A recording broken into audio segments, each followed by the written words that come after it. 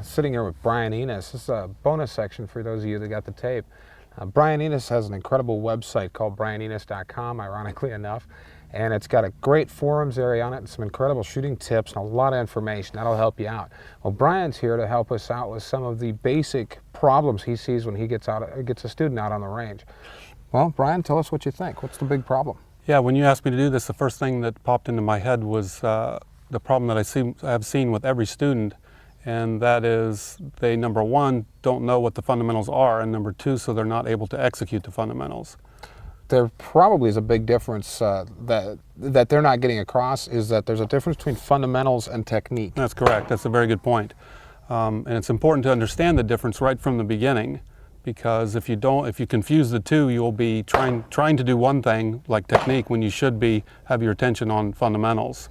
And each has its own place, and each must be practiced as a separate entity, and then they merge together when you're actually in competition. Okay, so what is technique? Technique is the physical things that you do in order to accomplish the fundamentals. So the techniques actually exist to support or deliver the fundamentals.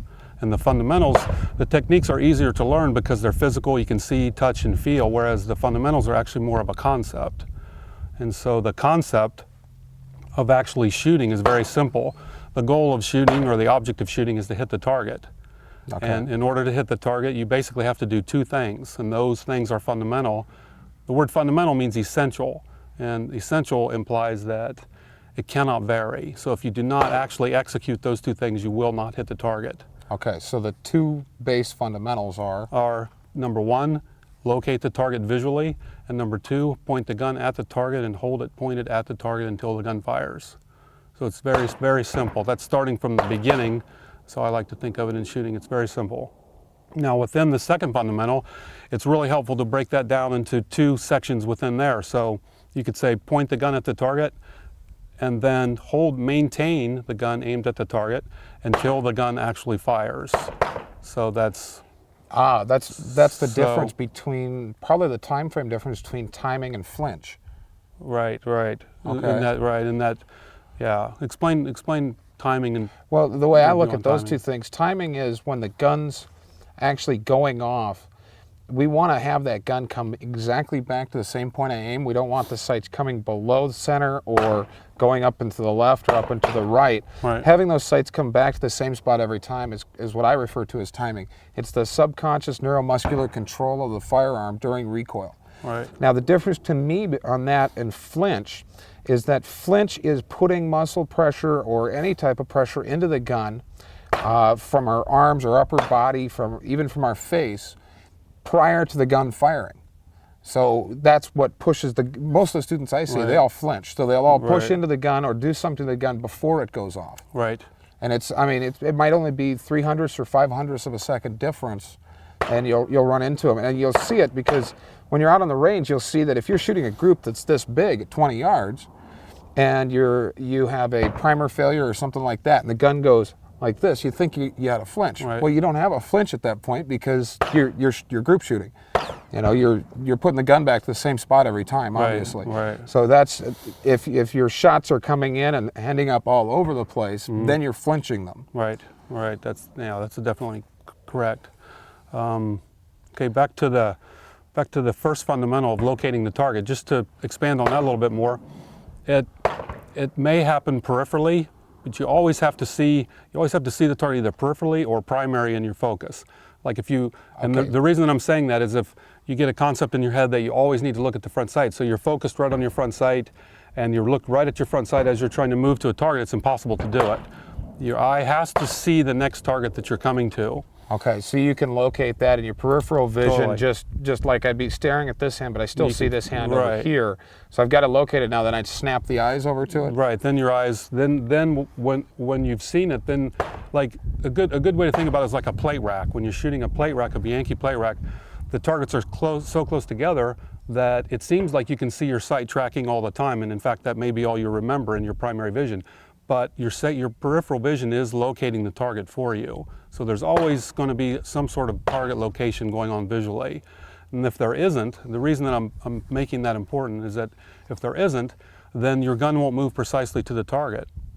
if you ever notice that your gun stops next to the target or stops in the wrong spot, that is always because your eyes did not find the target or find the center of the target, which that sets the stage for the next fundamental, which is actually aiming, pointing, or aiming the gun at the target. Now, again, that seems simple, but underlying that is a really critical concept that also includes knowing that the gun is pointed or aimed at the target. Because quite often we point the gun at the target, but we don't know the gun is pointed at the target confirmation. We don't have visual confirmation, and we fire the shot and resulting miss.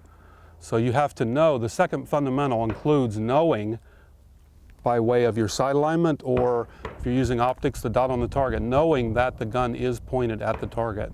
That's a critical concept that's often overlooked.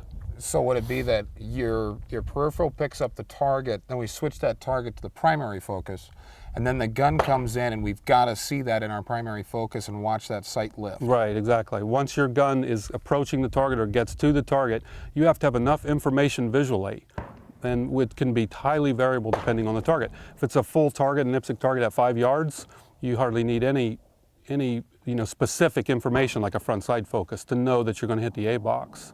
If it's like an 8-inch plate at 25 yards, then you're gonna benefit from seeing that target in a lot more precise focus when your gun moves to it, and your sights will need to be in a lot more precise focus to know that you absolutely be certain that you're aimed at the target.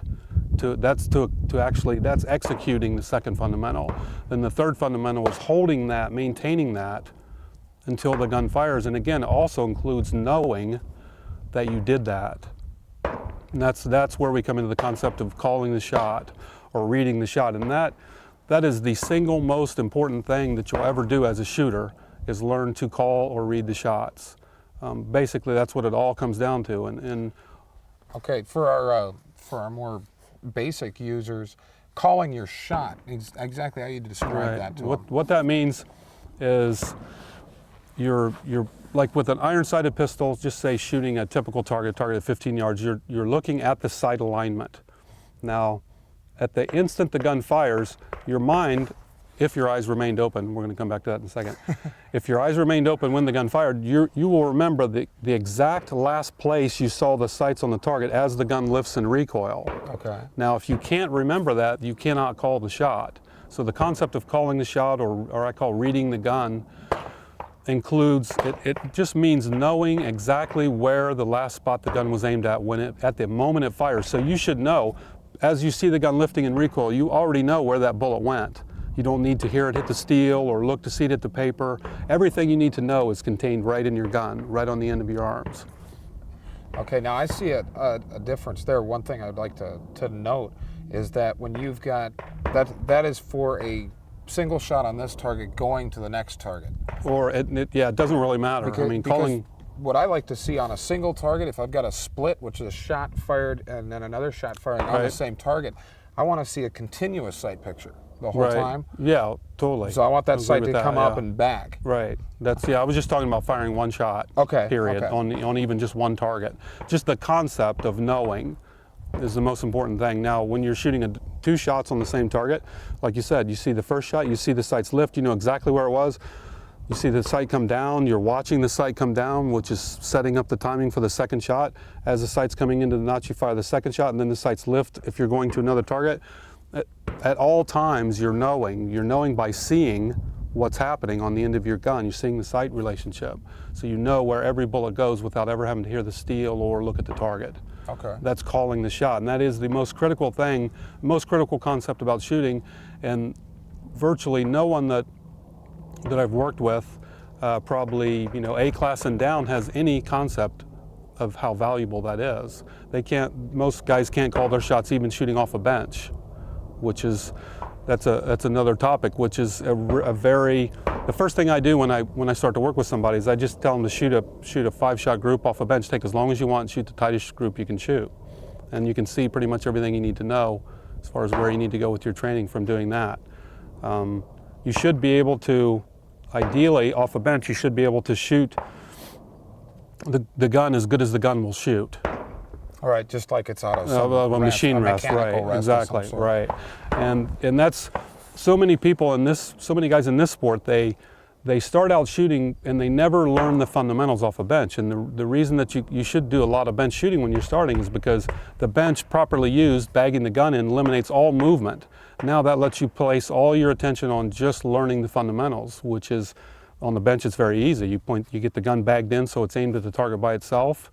Then you consciously shift your attention to lining the sights on the target, and then when you're confirmed that that's done, then you consciously again now shift your attention toward releasing the shot without disturbing the sight alignment, which for me works really well to place my attention just in my hands, and I just feel my hands very calm, very still, while I'm still looking at the sights with about 10% of my attention is still looking at the sights, and about 90% of it is just on releasing the shot very calmly. And I'll notice when I've directed my attention to my hands that usually I'll feel my finger pulling the trigger. I'm not consciously trying to pull the trigger, I'll just notice that it's happening. Okay. Now, when you're paying attention to that finger, I mean, you're paying attention to your whole grip pressure and everything. It's why I feel the whole thing as one unit. I feel my whole grip as one unit, just very calm and very stable. Very still. I just feel very still. That's the best way I could describe it.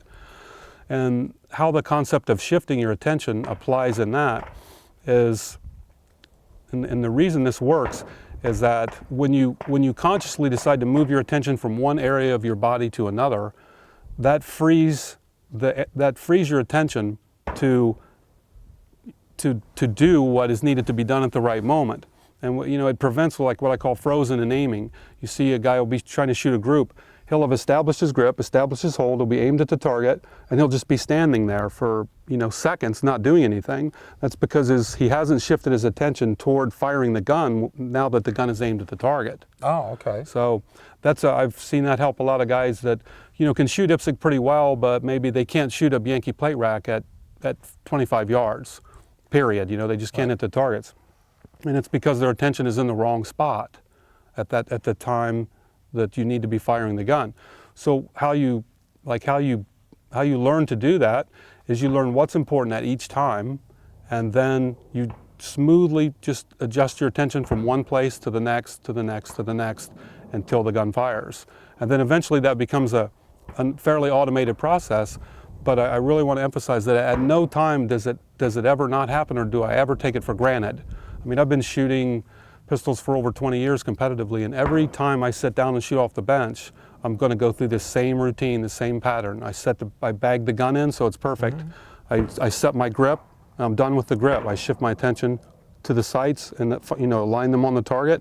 Once I know that's done, I relax my attention into there and into my hands and fire the shot. And so it happens very smoothly like that. And so you're leaving behind what you've already done in order to pay attention to what needs to be done. Okay. Is there anything else a shooter going from the bench to going to the standing position? Good question. Yeah, there's a good way to adjust your attention to help you deal with that problem. And that's once you learn to shoot off the bench, once you can shoot and call your shots off the bench, then your next job is to learn to do that standing. And for years, when I started out, I would begin every training session by shooting groups 25 yards standing, 5 shots, slow fire, shoot the smallest group you can shoot on a paper plate is what I shot on. And I would always keep the best one I could shoot. It would be my benchmark, my goal that I would always try to beat. And so take all the time you want. Now the difference that you have to make in your attention shifting there is that you still do basically the same thing. You don't have the bench anymore, so you set up your grip, hold the gun down, set up your grip so that everything's right, and you're done with that. Mm-hmm. Look at the target, bring the gun up to the target, you're done with that. You shift your attention to your sight alignment. Now at that point you're going to notice your hold, what's called your hold, which is the inherent movement or wobble or wiggle or whatever you have depending on your level of training at that point.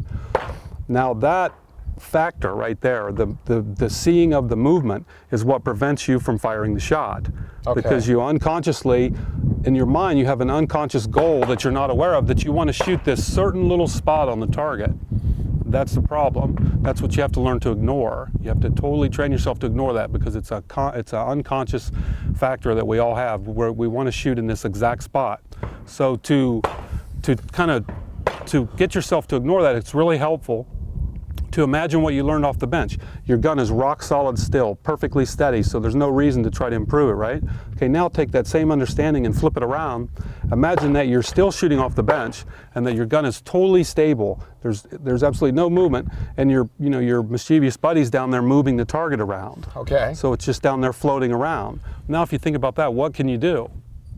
Nothing. Nothing is what you want to do. You want to not add any further confusion to what's happening, and just release the shot without, you want to execute the third fundamental. Release the shot without disturbing your aim.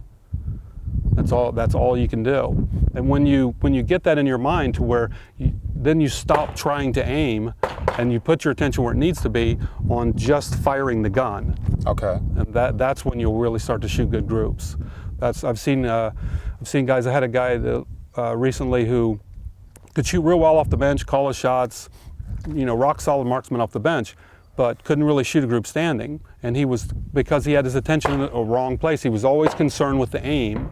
Once you've established your aim, it's much better to just leave the aim behind, shift about 90% of your attention again into firing the gun without disturbing the shot, however you need to do that. Some people feel the trigger pull.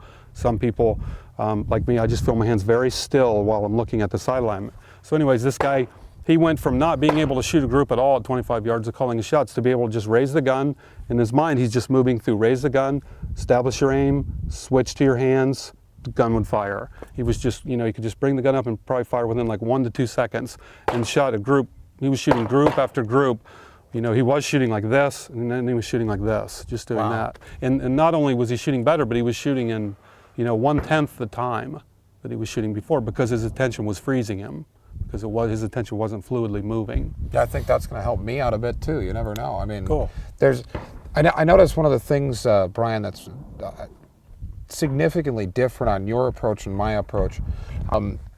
I approach things, most of the students I see, I just see their basic patterns as a student, and their basic concepts about the techniques are wrong. We put the shooter, if the shooter is in a standing position and they're in the wrong position to begin with, they might fire a great shot, but they won't be able to do 3 great shots rapidly. Technique, right. And that's the technique, and that's more of where I focus on in my training with people. And you're coming from almost the opposite end of the spectrum, so that's pretty neat. It's kind of cool, yeah. I really enjoy working with people just because if I can see that, when I can see that they actually benefit from it, it's really fun. I'm sure you feel the same way. Oh yeah, you get a student out there and you watch them, their groups come in, or they go cut a half a second off their draw. Because to me, I probably focus more on the time relationship than the actual so much of firing the shot, with the exception of the timing drills that I do. Right. But the time relationship of the draw and getting all the technique stuff out of the way, because what I've found with a lot of my students is once all their basic technique is cleaned up, they start automatically seeing more from the sights. Right, exactly. And start feeling the gun. Once they start feeling the gun, all of a sudden they'll feel that the gun didn't cycle quite right. And that's that big light bulb for them that goes on above their head and puts them beyond the technique. Right. And everything, all the draw and everything. Yeah, and it's the same with fundamentals. The subtitle of my book, Practical Shooting Beyond Fundamentals, you have to master the fundamentals before you can move beyond them.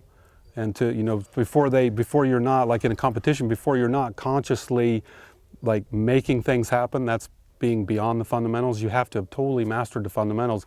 Then your body will execute the fundamentals without any effort. Well, you've got, it's kind of like we've got a three-step thing. We've got the basic technique. Right. You get beyond the basic technique into your fundamentals. And then those two are kind of tied and related. They totally are related, yeah. But I mean, you've got to split them apart to practice them. Right. And then at some point, your technique will be solid, and you can focus more on the fundamentals. And then your fundamentals will be solid, and then you can go and become the best shooter you can ever be. And that's the third part, is controlled by your attitude, basically. Just your basic temperament, your makeup, your basic personality will control how you combine the technique and the fundamentals, and then deliver that under pressure. So yeah, it definitely exists in 3 realms of training. Okay. One other thing I wanted to touch on was the difference between sight alignment and sight picture, and how that can affect your shooting. The sight alignment, strictly sight alignment, does not include the target. And it's the relationship of just your eye and the sights aligned at any particular place. Okay, on a dot that'd be different than On a dot, that includes the relationship of your eye to the dot. Okay, because I notice on the dot you can, they say it's focused on infinity, so you Right. theoretically can't focus on the dot, but for some reason we can shift our focus to it. You totally can. It feels like you can look right at it. Yeah, you know, you just feel that, and you can blur the target out. You can shift your focal point. So when you shoot a dot, do you shoot focused on the target? I actually shoot focused on the target, and I see the dot peripherally. Okay. I used to shoot more looking at the dot, but then through some serious training, I found I shot better the other way. Now, with sight alignment in regard to a dot, it is basically the alignment of your eye. It's basically your eye seeing the dot. Okay. I won't really make a distinction which one you're focused on at that point. But I want to make the distinction between sight alignment is from your gun in, and sight picture now includes your relationship of your alignment to the gun. And the reason that's such an important distinction to make is that as IPSC shooters, if we only ever shot IPSC, typically the only thing we ever think about is sight picture, the gun pointed at the target. If you ever shot bullseye or PPC or any other disciplines where accuracy is very critical and speed is not that critical, you learn right off the bat that what matters most is sight alignment. And that sight picture, basically sight picture, well, the only time you need to remember the sight picture is at the instant the gun fires so that you can call the shot. But if you go back and you think of the fundamentals again, you think that the finding the target is a separate thing. You see the target. Now the gun is on the target. Now your attention goes to sight alignment for the second fundamental to happen, to know you're pointed at the target. Then as the gun fires, then you remember the sight picture. But if you're too focused on sight picture, when you should be seeing the sight alignment, again, you won't shoot as quickly and you won't remember the shots, you won't shoot as accurately.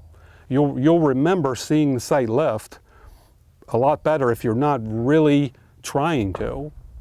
Well, I noticed try implies failure to begin with. Yeah, so if you're calm, if you're just calm and you're set and your attention's in your hands, if you're just shooting a slow shot and the gun fires, you'll remember that flash picture a lot better than if you were really staring at the sight picture. You tend not to remember things because when you're straining to see something, you won't see it that well. Well, that's kind of also a difference between focus and concentration. The focus involves everything going on. It's a relaxed, and concentration is on a very specific point, and you're not getting the exterior information. At least that's how I've always seen it. The way you describe concentration, I would say that's a good way to relate. It can be very beneficial to imagine that you have a fixed amount, like a finite amount of attention. And so if you have 100% of your attention on one thing, then that's concentration. That's classical concentration. Okay. So, that's a great way to look but now the good way to work with that is you have this fixed amount of concentrations or this fixed amount of attention.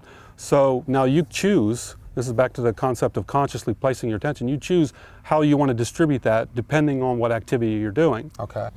So you can choose how you want to direct your attention, how much you want to be in one area versus the other. Like when I was explaining the bench shooting, at each time, once something's established, you choose to shift your attention to something else, then something else, and then something else until the gun fires. You may choose to have 30% of your attention on the sights, and 70% in your hand if you're shooting a certain, like a certain target, groups on that. Okay. Or you may choose to have 100% of your attention on your sights, and there's nothing else existing for you at that moment. That's a valuable tool to actually learn, consciously decide to shift your attention. Right. And that keeps your mind. How that works is it keeps your mind in movement, keeps your mind moving and open. And where we make mistakes is typically because our mind freezes. Our mind freezes and our body freezes if we're tense, if we're too tense. Then we don't move quickly, we don't see what's happening because there's no motion. And motion arises from stillness. So if your mind is still, your mind is calm, then your mind is free to move quickly. Yeah, well, just like a muscle. If you've got a muscle that's in use, you can't move it quickly because it's in use. If you're using all of the energy in the muscle itself, like if you've got a basketball and you're holding on to it, it's just firmed up in your hand, it's really hard to put it straight onto the ground. But if your arm's relaxed, you can just smash it down to the ground. Yeah, I remember a little incident practicing at the Steel Challenge match one time that really drove home for me the importance of sight alignment versus sight picture. We were shooting billion rounds on outer limits, and it was like dark. I think we were almost shooting in headlights. You know, it was one of those all-day practice things. The first target, 25 yards, had been shot off, so the wood thing, so there was no target left to even shoot. But we didn't want to stop shooting, so we decided, we'll just shoot a shot over the top of the post, and you know, if it looks good, we'll go on. You know. Right. And what I noticed immediately on the first time I drew was that my pistol came out, the sights stopped with a perfect alignment in space right above the target, and I saw the sights just totally lift beautifully out of the notch and go on to the next target. And I hadn't seen that all day. And I realized that it was because I had totally removed the emphasis of sight picture, which is, you know, trying to hit the target sometimes can be initiate the biggest problem. Okay. You understand what I'm saying? Yeah. So it's like what you really only need to see there is your sight alignment. You need to see your sight alignment, and then you call the shot. You see the sight lift. That's all you need to see.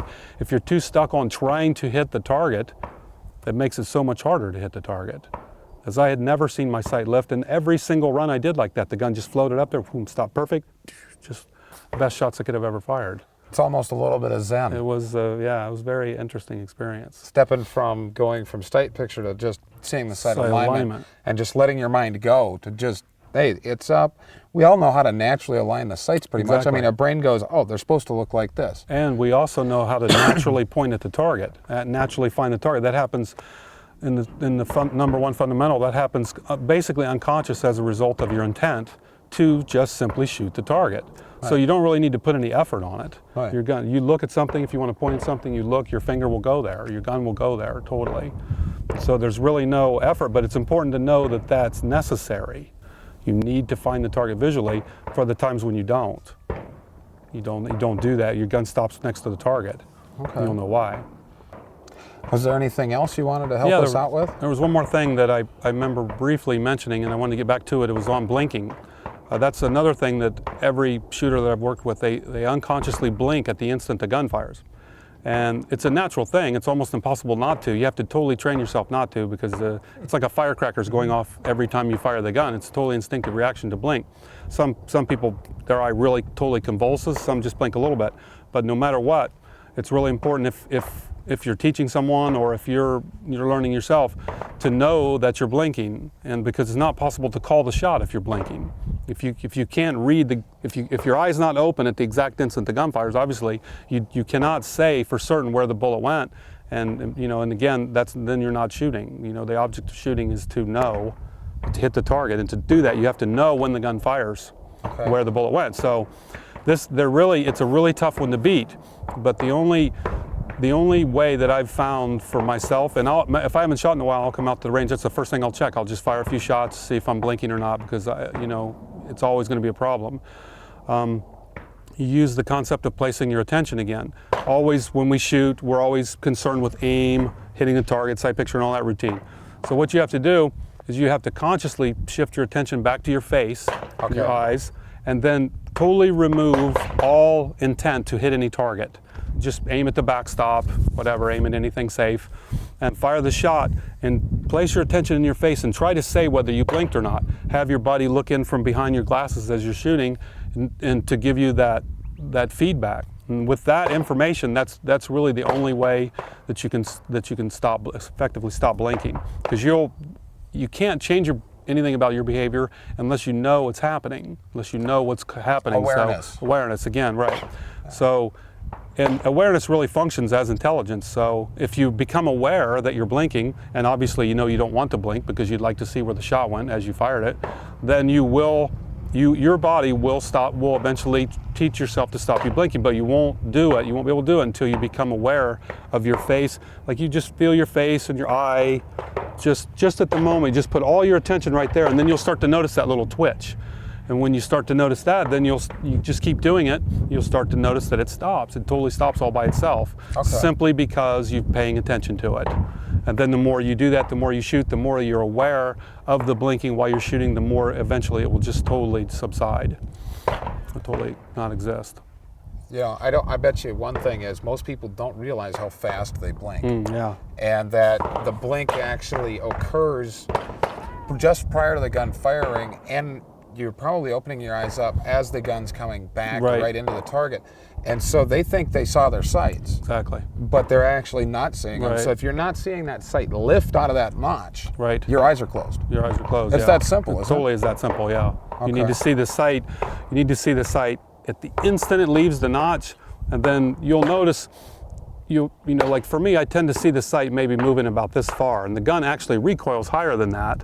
But because of the slide and the gun's on the sight and the sight's on the slide, rotation of right, everything. and the speed that the sight's moving, it's really not possible to keep your focus on it the entire time. But you can see it leaving and you can see it coming back. Okay. Those are the two times that you must see it.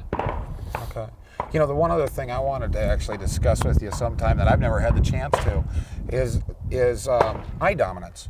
I know you're the only top shooter out there that I know of that's actually cross-dominant. Yeah. Right? I think Tommy Campbell was back when he was shooting too. Right. Yeah, you're left eye dominant and right-handed. Right. Now, what have you done for that issue? I mean, that'll help out a lot of people, Yeah. because there's probably Okay. 20% of the people out there are cross-dominant. It's a big topic on my forum always. Yeah. And there's a whole bunch of stuff on that. That's it, yeah. There is no concrete solution and the reason is because the people's dominance, the strength of your dominance varies. And depending on how the strength of your dominance is going to depend on what kind of steps you need to take. In my earlier shooting career, I always shot with my right eye because my dominance was really close. And so I basically either closed my right eye or I learned to use the cellophane tape on my Your left eye. my left eye in order to aim with my right eye. And then as I started getting older, I realized that my focus with my right eye was deteriorating. I couldn't see like a three-dimensional focus. I couldn't see the sights and my target and the target in as good a focus. So then I switched to using my left eye, which I can still focus with a lot better, which is what I'm using now. Then I just taped off the right eye. But now, have you been able to shoot right-handed with your left eye and your right eye open? Just seeing with your left that's eye? actually my latest phase of experimenting, and that's where I had these glasses made with a right eye correction at distance a little bit, and the left eye corrected for the front sight. And I haven't given it a full workout yet, but I'm actually able to do it better than I've ever been at this point, leaving both eyes open. But there's been a lot of discussion on the forums and stuff that like the importance of shooting with both eyes open, and basically, honestly, I think it's overrated. I don't think I shot with one eye, only shooting with one eye for all that time, and it shot quite well that way sometimes. And like with two eyes open, you see more, but in a way you see less because the actual sight picture appears, the sight alignment appears a little more ghosty. Okay. But when you close your eye or you tape off your other eye, then that ghosty image becomes more definitive. Well, you're getting rid of your stereo image. is Yeah, what's happening. exactly. So you're going to a flat two-dimensional picture to put it up there on the target kind of thing. And the aiming a sighted picture is very linear. It's a very linear thing. You're just looking down one thing. And the stereoscopic vision, I don't really think is that critical for aiming a pistol. At all, really. Now, how much of a difference do you think it'd make on target transitions, though? Especially wide ones. I mean, the close ones, you're going to be able to do If you can see the target, like the way I decide that is, if I'm shooting with my left eye and I block my right eye, now just looking at this distance, I can see from here to here. So if the target is within that range, then I can see it with the eye that I'm shooting with. So to me, it doesn't matter. Okay. I don't find the target with one eye and then switch to the other eye as the gun's coming on. The only time you'd ever do that is if the target was located outside the peripheral range of your primary eye. Where you've got to change your head angle. Right. I mean, we just never see that. Okay. So I don't really think that matters either. Well, hey, Brian, thanks for your time. You I bet. appreciate your help. And if anybody's got any questions for him, he'll always answer them on his forums at www.brianenos.com. And take care of yourself. problem. We'll see you out on the range. Okay.